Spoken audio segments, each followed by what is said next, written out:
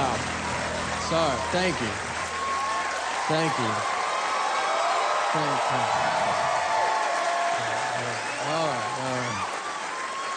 It's, I'll be honest with you, I don't think the show's going to be as good as that. Like, I think I will let you guys down. Thank you guys so much. That was unbelievable. You guys are great. And it's just, I feel like we've peaked, so let's just get doing it, something. All right. I'm very excited to be here. My name is Nate. I'm married and stuff. This is what marriage feels like, by the way, what it feels like in here right now. It's just one person talking, and the other's like, I'm going to get out of here.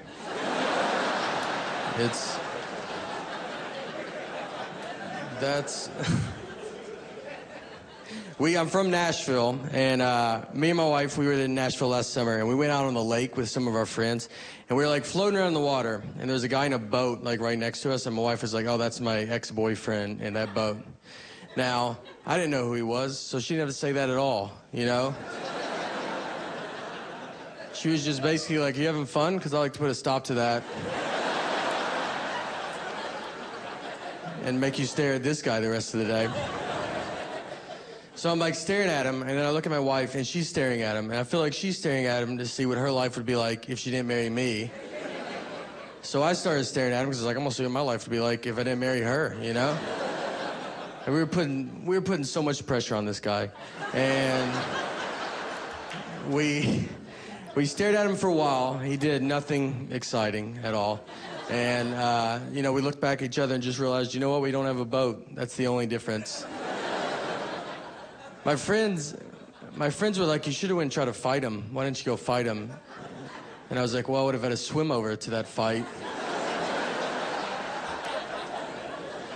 So I don't know how intimidating that is for a guy to see a head in a life jacket floating his way. And then I gotta get in the boat, Like, have you ever tried to climb into a boat from water? It's not aggressive. It takes an hour if no one is in the boat. Like, if he's in there, I'm never gonna get in. I would need his help. I'd be like, could you help me into this boat? I can't tell you why, but I really need in this boat. Me and my wife fight a lot, like normal, like normal fighting. It's easy to fight when you're married, I think. Marriage and prison are the two easiest places to start to fight. Everybody's really tense and on edge, no one remembers why they got there. My wife will get mad, like, when I hang out with my buddies. She's always like, oh, you always have so much fun with your friends. You always laugh with them a lot, you never laugh that much with me. It's like, yeah, I hang out with professional comedians.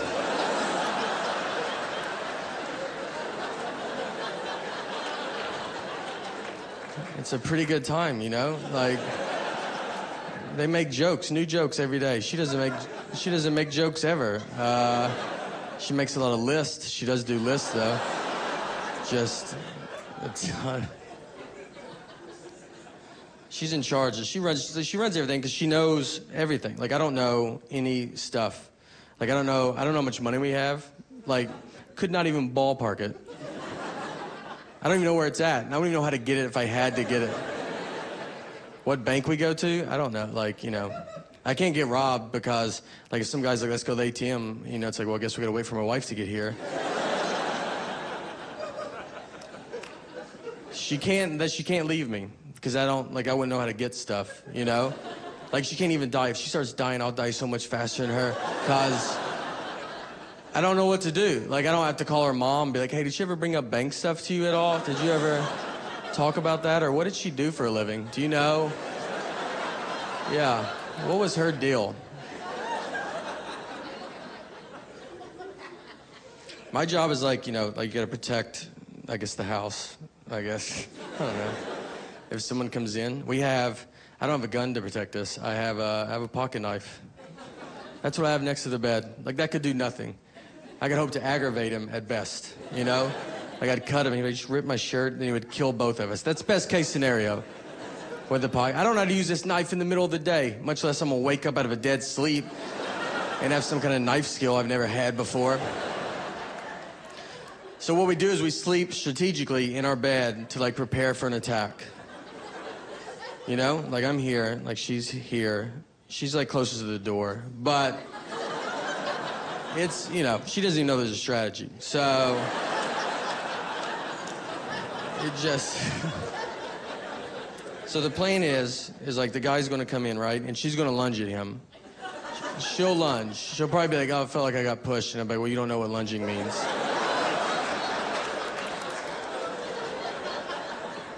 She'll lunge. She'll put up a good fight, all right? At least a good enough fight that I can be practicing with my knife on my side. Just a little, you know, ready for him. That's when... We have a daughter now, and so it's getting, you know, 2-year-old daughter. It's getting pretty serious between me and my wife now, and it's, I don't know.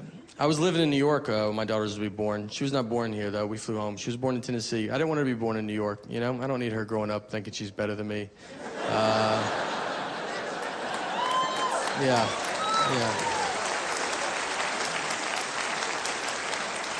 I was like, you start where we start, all right? No one gets a leg up in this family. It was wild. I remember like going on the way to the hospital, I was like telling my wife, I was like, look, I don't want to see anything, all right? It's going to be gross. I wished it was like the 50s when they didn't even let men in the hospital. But it's not. Now doctors are like, do you want to deliver the baby? Why don't you do most of it? They just pull the baby out, and they're like, here, cut the umbilical cord. They just tell you to do it real fast. I didn't take a class. They just act like I'm the guy that cuts umbilical cords at the hospital. I almost cut the wrong part. Like, you know, I don't know what it is. And they're like, that's not right. I was like, well, why don't you do it? You did go to doctor school for this. Why am I doing minor surgery right now? I mean, is it cheaper? If it's not cheaper, I don't want to do it, all right?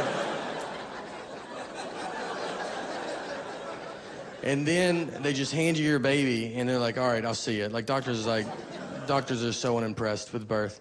And they're like, good luck. And then I remember the first question I asked, I was like, how much do you feed it? It sounded like I was buying a hamster at a pet store, where do they figure it out on their own? Or the big message they tell you, they're like, all right, whatever you do, let's just try not to shake this baby. That's the number one goal. And they tell it to you almost like, obviously, you're going to want to shake the baby. But it would be just so awesome if you just did not shake this baby.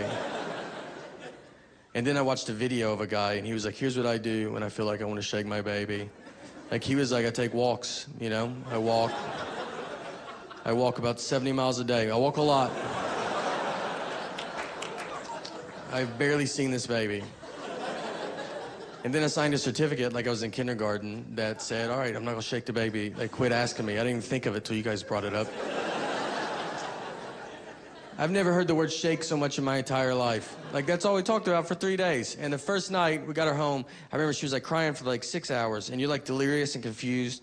And I was like with my wife, and I was like, wait, are we supposed to shake this baby? Like, is that what they said, dude? We didn't shake her, so I feel like I gotta say that. Like, you guys don't have to call somebody. We have rocked her pretty hard, though. But it's, you know, babies have to get a lot of shots, like a ton of shots. And it's very nerve-wracking when you take a baby to get a shot, because they don't know what's going on. Like, you just take them into a room, they're like, man, this day's going unbelievable. You know? What could go wrong? I don't think anything could go wrong. And you have no way of telling them, like, it's about to all go wrong. You can't even imagine how wrong it's about to get. So she gets the shot, and we go to console her, ready for her to cry. She does not cry. She was just fine with the shot. Like, everything was okay. And I'm like, my wife was like, you know, like sitting there, she's like, wow, this is a sign of like bravery. It shows that she's going to be a powerful woman one day. And I was like, yes, it also could show she's going to be a psycho. Who doesn't cry when you get a shot? She doesn't even know what it is, and she's fine with it. I cry, and I know what it is. And I don't know if she's going to be crazy. I hope not. We're not going to know for a while. You can't tell right now. We're not off to a good start, but we can't. Maybe she'll turn it around. It's gonna be like 18 years. Like when she's 18, like, or, you know, I'm gonna be sitting there either at her graduation in high school, just be going, look, we love you so much. You know, we're so proud of you. Or I will be on the front yard on the news going, we love you so much, but turn yourself in right now. Do the right thing. She throws fits though, like a normal kid. Like, I took her to Walmart to buy some toys, and so I was like, I'm gonna go buy all these toys. So I was gonna let her pick. Which first she runs to like, just like dog toys, and you're like, oh God. You're like, no, this isn't.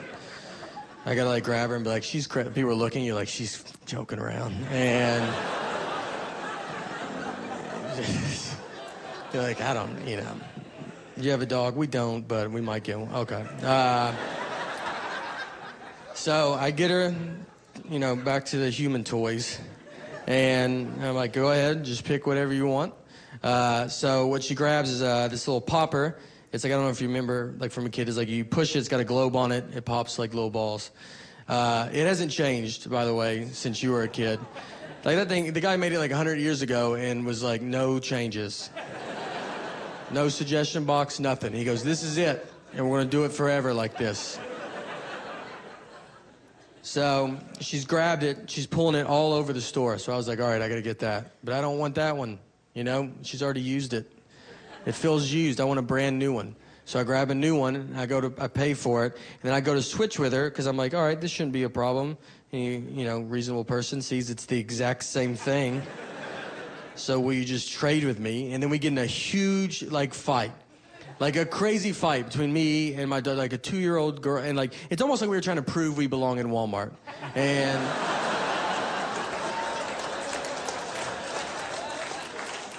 I'm sitting there, and I'm just like, let it go, all right? It's the exact same thing. It doesn't even, you can't tell the difference. And, like, if she's looking at me, too, like, why don't you let it go? It's the exact same thing. You can't tell the difference. I got it out of her hands, though. I'm so much larger than her, you know? Like, I was like, I got it. I thought, I don't want her to win. I was like, you're not gonna win this. And we took it home. She's not touched it since then. Like, I don't even know who won. Like, I thought I won. I've just bought something no one's using. It's our first kid. I don't know if we had a kid too late in life. Sometimes I wonder. Like, you know, I'm 35. I was 33 when she was born. And like, because you ever ask someone that has kids, you're like, when's the best time of your life? They will say before they have kids or after their kids move out. There's like 20 years they don't mention, and that's when kids were in their house. So by the time my daughter moves out, I'll be 53. I'll be dead within hours. So I've just pushed it too far, you know? Like I should have done it earlier. Like I watched that show Teen Mom, and I was like, man, those girls are never